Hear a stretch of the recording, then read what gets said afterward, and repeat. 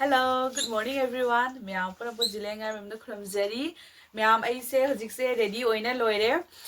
Kai chatto na hai basi hada ki program se yam na toire lan gi mamangi blog ta su ichanu pi macha gi sosti gi oire na si namu ka tore angang du gi chawm bani ba ko angang se moi mapan da po lak pani na ado de gi siga pura thangna thangna program se oire ba ko ado myam aise ready oina loire. Myam aise liba dress se phajabra kamai tawi ado comment se dum hai bi ramu ada phajai phajai desu dum hayo pakchai desu ko ai kasum saw ga lejaro ada ni mya hojik se mya akoi hojik se thokna ba tawrage ngatang leraga ada angangi pochai sing supra ma gift su laure ada do su ke puina haisu mya am da dum share tawjirake mya jeminasi mya akoi hojik se jum dagi thokle hoji akoi lamen dani gai dani ado adai ge na gai to pam chakhare ado koina akoi angang singa akoi jugena aba gari mta akoi ado ba gari mta chale koi gai da la ado mya hojik se jeminasi hoji lamen na kana thori akoi je theng ai chali angang masa se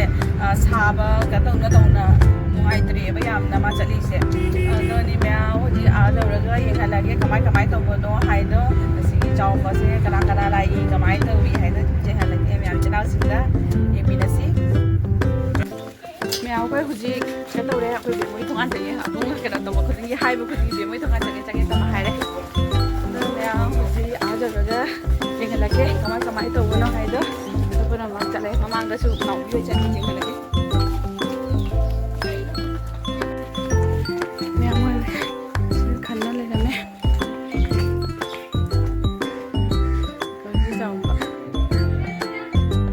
Siga sudah nak apa ni? Aku cakap ni apa? Asmaya aku BMC fajana ke vida me ma hojik pude ayu ki angang iru thok tu ini apa ko angang iru thok pe ge ma gi dum ase dress oina sele ore di fajana ma gi dress e pado uchara ke adu jenge se bem kamana ke ram yani elena ma sa sa sa ida lok tho wa na hai ba ma gi han ni gi pani na masakang re koko masakang ta fajai ase engada mayam akoi koko gi dress siga leire magi koi siga leire mai hoji set na bai se asiga leire mai dress phajabana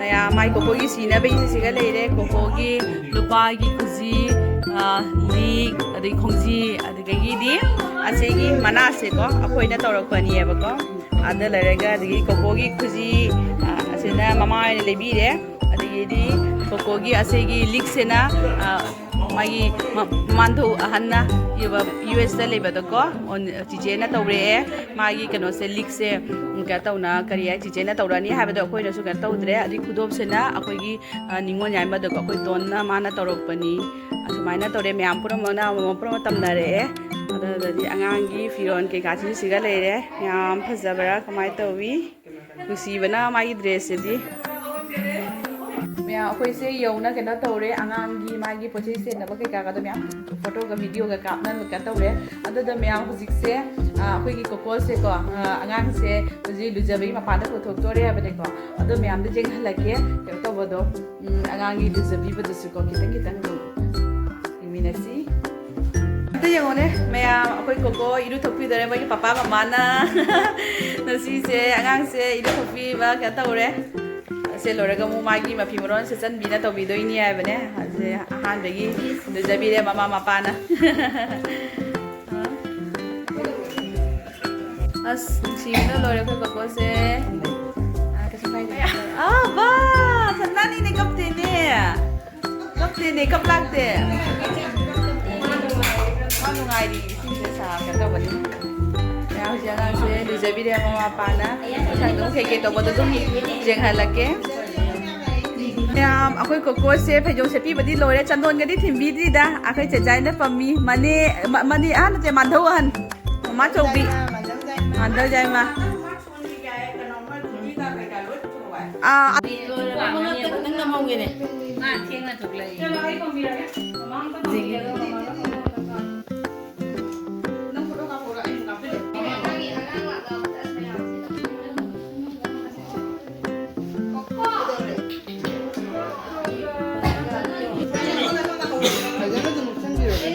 Nonja nama photo please.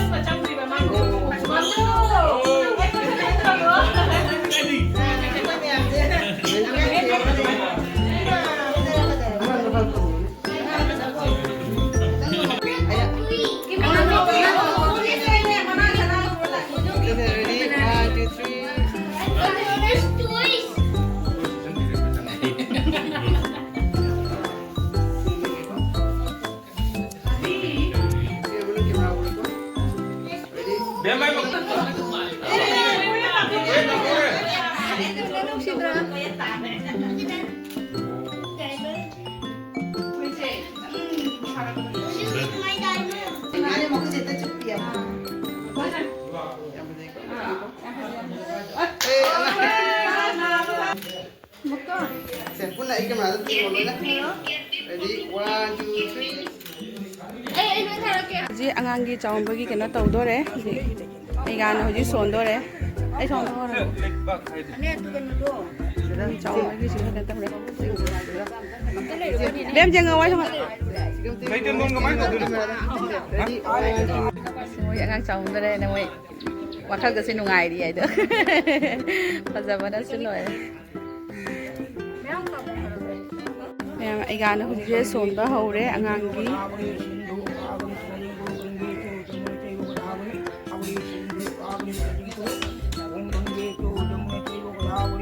Adi ơi, cái này đấy, cái mà đi ra thì giá này đấy, nên là sai bữa đi lại, tôi phải đến phòng nào cũng được cái thâu được ạ, rồi đấy cái Adi vàng ra, cái camera chỉ có chân đấy vậy đi, cái camera chỉ chân đấy vậy đi, cái thằng mang trôi thì chẳng nghe, mang trôi mang chỉ có chẳng nghe, mang trôi mang trôi, à, làm sao sẽ làm chẳng không? Mam trôi, jam mung chao, với tắm chao mới phăm mẹ, hay là mani phăm mung ngày nó hại vào được. Mà muốn ăn gì cái nó hổ vi đi gì. Mà muốn ăn cái nó hổ vi gì.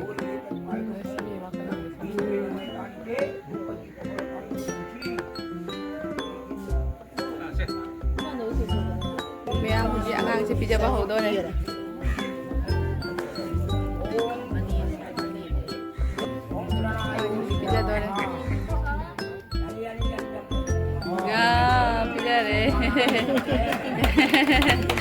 Chare chào hầu chare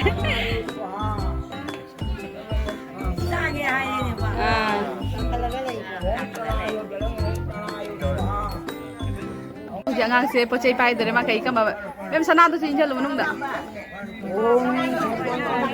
oi sana hana pai ada sana lik pai ada Makut dia mana? Makut nama, makut Satu ah. Aku ya tahap. Beda gini. Oi. Kalau kakak lagi kan sama hau deh. Wow.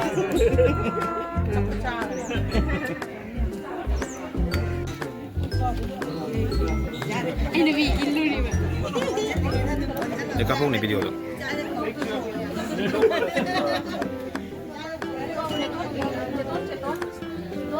Cetot.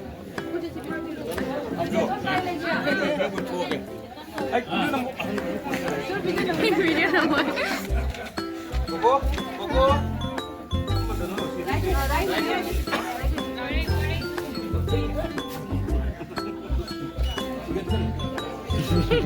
Ikutkan wahai.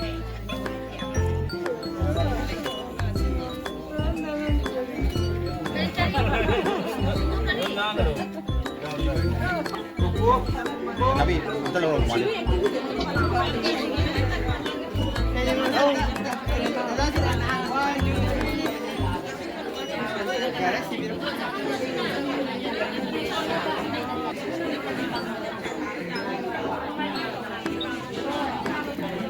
Nang thada ba udi.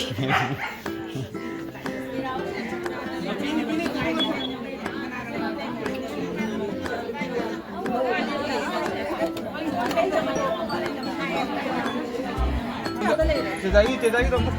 Nang botol lo tahu kau ni. Koko.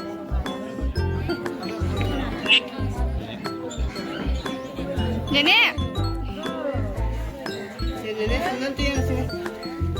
Jadi mama yang dulu sama tak? Mama itu mana dulu? Sini. Jadi mama itu mana dulu? Jadi mama yang dulu.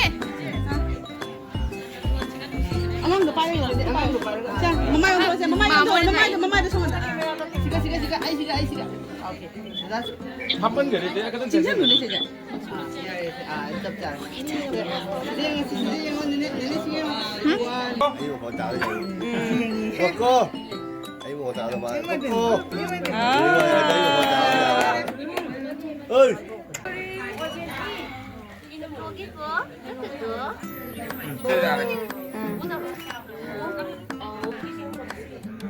sida camera dam tiang amu ne Camera dam de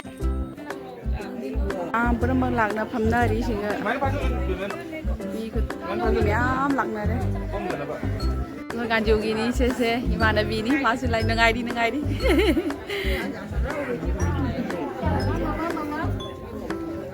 Mayam Koko gi bobok su phamme siga pulapna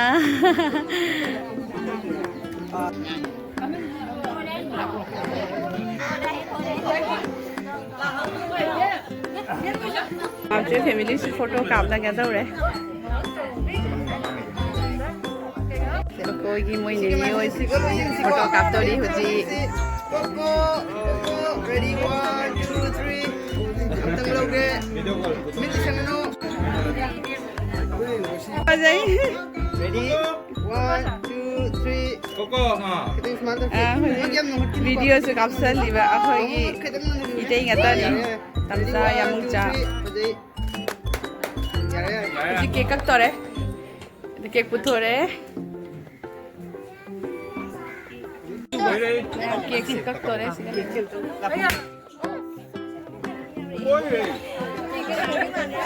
ji cake कक तोरे cake पे करना कहता है Honey, happy. Hang बा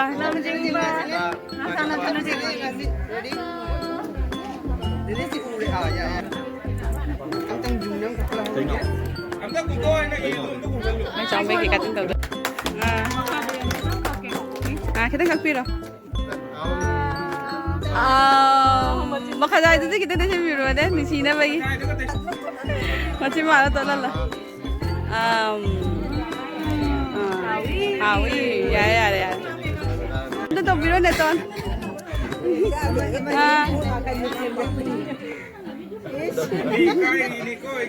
ikai caca thank you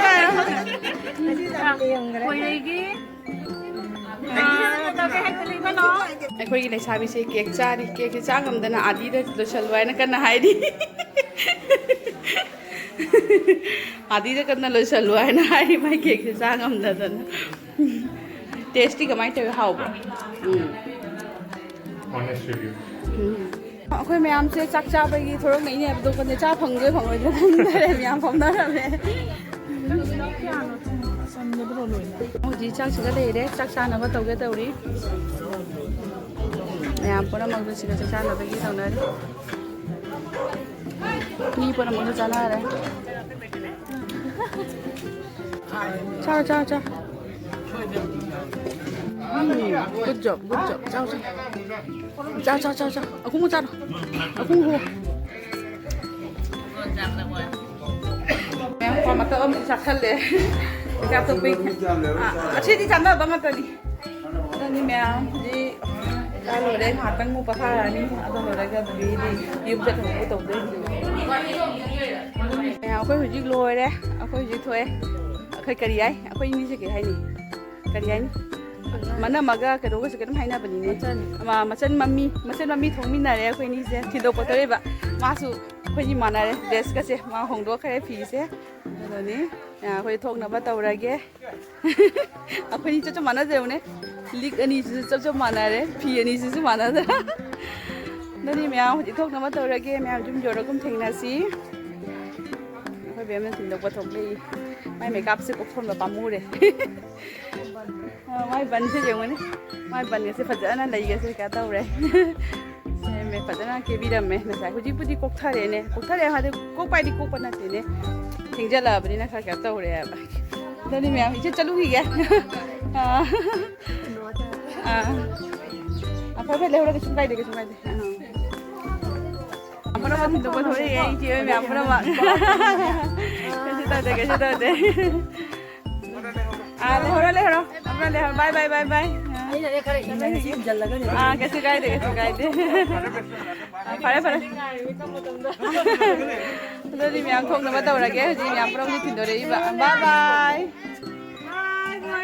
ma'am अखोइसे गाइदा लाए थोकले मोइसु लेहौरे फजना क्या तौना प्रोग्राम से फजना क्या तौना पांगथोए अदगी आगांगनसु नसीसे चावबसु ओइरे नसीदेदि मागी चाबा नुमित हाइदो ओइरेबको अदनी मैम फजना प्रोग्राम से तौरे मथिन मकोचु जाम सातीना हावरे को याम जामे अदुगा अइना नसा वीडियो कापना उत्पसु क्या तौदरे हाइदि चाबगी दुम फमना न का तौबनिने ने कापना कोना तौबदसु मैम ममांगन लेबदुगुदि दुम यामनसु कापतरे बैसेको दुम खतंग इकाइने को इकाइबा हाइदनी अदनी मैम फजना प्रोग्राम से पांगथोखरे मैम पुरमक्सु लाए याम पुरमक्सु उनारे नुंगाइरे अदनी मैम नसीकी प्रोग्राम से सुमाइना तौरे ना हाइजनी अदो मैम आई वीडियो से मतंग सूम लोसलगे अखोई यूम चटपे थोलबनी गाईदनेबको अदो मैम नुसीबीदुना चैनल से लाइक सब्सक्राइब तौबी नौनो जेंबी चैनल मैम सपोर्ट तौबीरमु सब्सक्राइब तौबीरमु मैम पुनमक्सु बाय बाय हाइजनिंगे अइगोना सपोर्ट तौबे ma'am thank you so much से हायरगे थमजरगे मैम बाय बाय